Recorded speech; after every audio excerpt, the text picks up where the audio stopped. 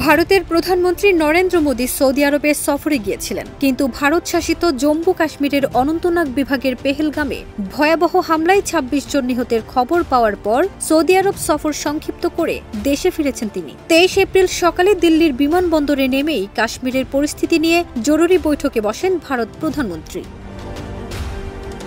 কাশ্মীরে পর্যটকদের উপর সন্ত্রাসী হামলার এক ঘটনায় ভারতের প্রধানমন্ত্রী নরেন্দ্র মোদীকে ফোন করে নিন্দা ও সমবেদনা জানিয়েছেন যুক্তরাষ্ট্রের প্রেসিডেন্ট ডোনাল্ড ট্রাম্প। একই ঘটনায় নিন্দা জানিয়েছেন রাশিয়ার প্রেসিডেন্ট ভ্লাদিমির পুতিনও।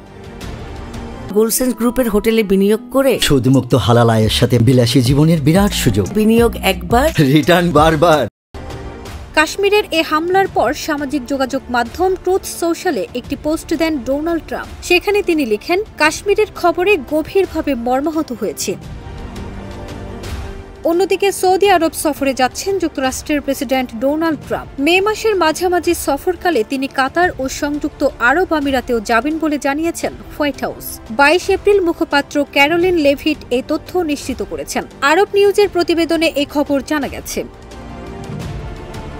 হোয়াইট হাউস জানিয়েছে ১৩ থেকে ১৬ মে পর্যন্ত ট্রাম্প মধ্যপ্রাচ্যের ৩টি দেশ সফর করবেন। এর আগে তিনি পোপ ফ্রান্সিসের অন্ত্যেষ্টিক্রিয়ায় অংশ নিতে ২৫ এপ্রিল রোমে যাবেন। দ্বিতীয় মেয়াদে প্রেসিডেন্ট হিসেবে দায়িত্ব নেওয়ার পর এটি হবে তার প্রথম বিদেশ সফর।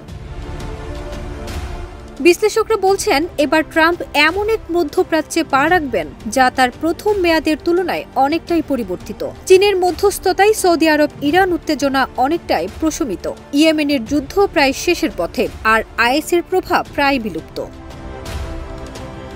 ফারজানা নিকিতা, দেশ রূপান্তর।